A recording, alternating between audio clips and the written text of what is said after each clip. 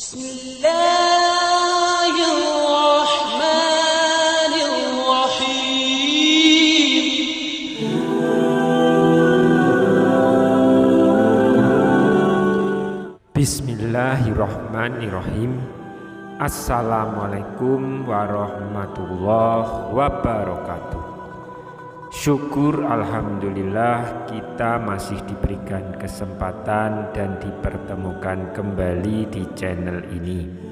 Semoga perjumpaan kita ini akan dicatat sebagai amal ibadah dan diberkahi oleh Allah Subhanahu wa ta'ala.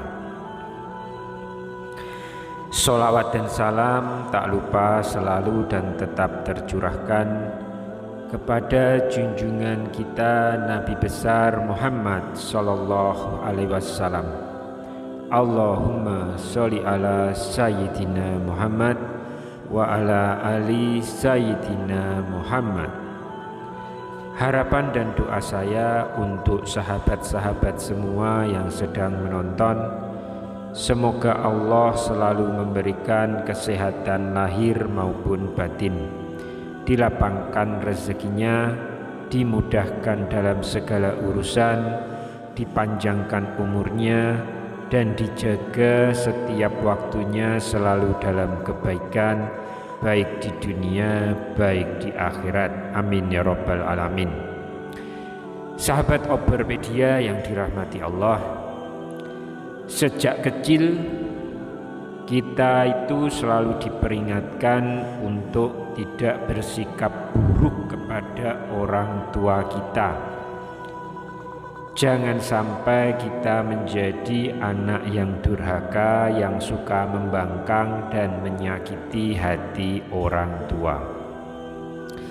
Akan tetapi di era sekarang ternyata banyak dari orang tua yang kurang menyadari akan sikapnya terhadap anak, sehingga sikap yang dirasa benar oleh orang tua ini justru bisa dikatakan mendurhakai seorang anak.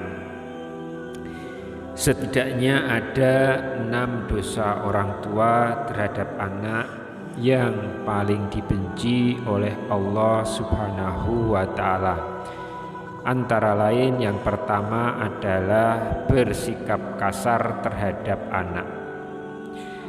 Jadi sebagai orang tua kita sangat tidak dianjurkan untuk memaki anak karena perilakunya yang tidak kita sukai.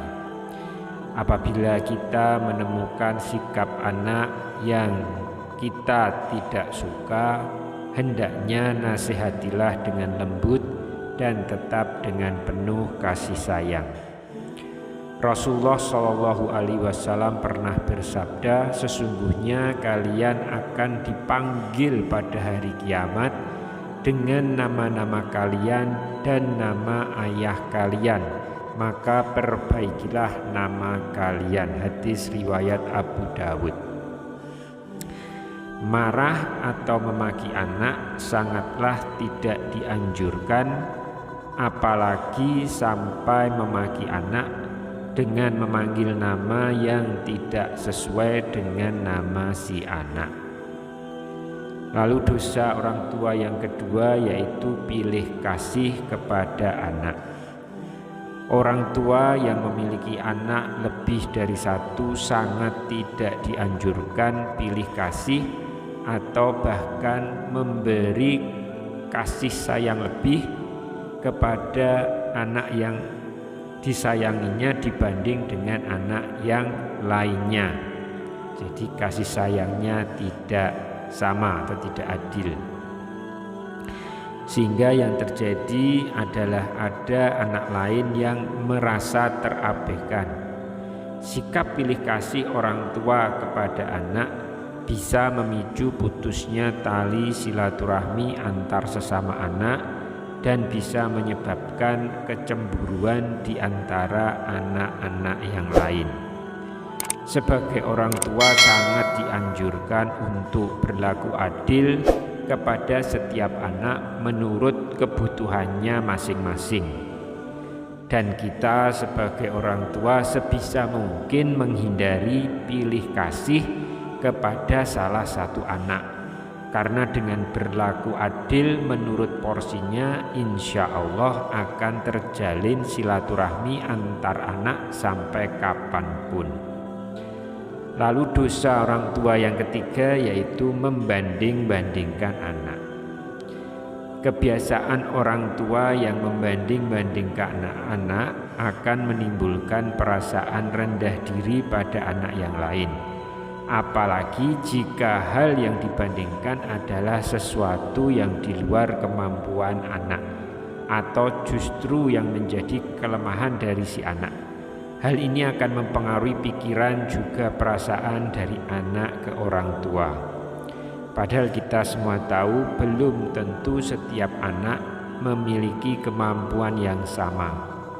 Jadi menguatkan hati si anak dan mendukung sepenuhnya apa yang menjadi bakat dari si anak tersebut, itu yang lebih baik. Lalu dosa orang tua yang keempat ini biasanya mengekang kebebasan anak. Membiarkan anak bermain adalah salah satu hal yang sangat penting dalam masa pengenalan lingkungan dan menemukan jati dirinya.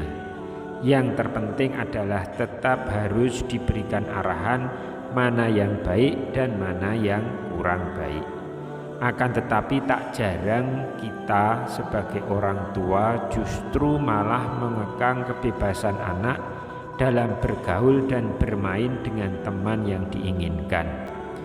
Kita semua tahu tujuan mengekang atau tidak memberikan kebebasan bermain supaya anak tidak terjerumus ke pergaulan yang salah.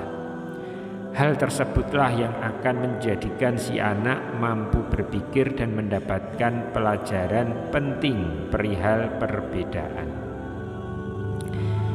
Dosa yang kelima, mendoakan keburukan kepada anak. Ini biasanya orang tua melakukannya, kadang tidak sengaja atau bahkan tidak tahu. Jadi berdoa bukan hanya di setiap selesai mengerjakan ibadah saja, bahkan setiap ucapan yang keluar dari mulut orang tua semuanya bisa dikatakan sebagai doa. Terkadang sebagai orang tua kita tidak sadar apabila mendapati anak yang tidak mematuhi perintah kita, maka kita langsung berkata buruk kepada anak. Padahal setiap ucapan yang keluar dari mulut orang tua merupakan doa yang bisa jadi langsung dikabulkan oleh Allah Subhanahu wa Ta'ala. Dosa besar yang keenam yaitu tidak memberikan pendidikan kepada anak. Yang dimaksud dalam hal ini terkait pendidikan bukan sekedar pendidikan sekolah saja, akan tetapi juga menyangkut berbagai macam aspek kehidupan, misalnya pendidikan agama, sosial, budaya, dan sebagainya. Setiap orang tua wajib memberikan pembekalan keterampilan kepada setiap anak-anaknya, sehingga keterampilan itu bisa mengantarkan anak menemukan jati diri, menemukan kehidupan yang bahagia dunia maupun akhirat. Apabila kita mengabaikan pendidikan anak, bisa dikatakan anak tersebut layaknya anak yang yatim, padahal masih mempunyai kedua orang tua. Demikian yang bisa saya sampaikan dalam pertemuan kita kali ini. Semoga bermanfaat dan menjadi pembelajaran untuk kita bersama supaya menjadi lebih baik dalam mendidik anak-anak kita. Wallahu alam. Wassalamualaikum warahmatullahi wabarakatuh.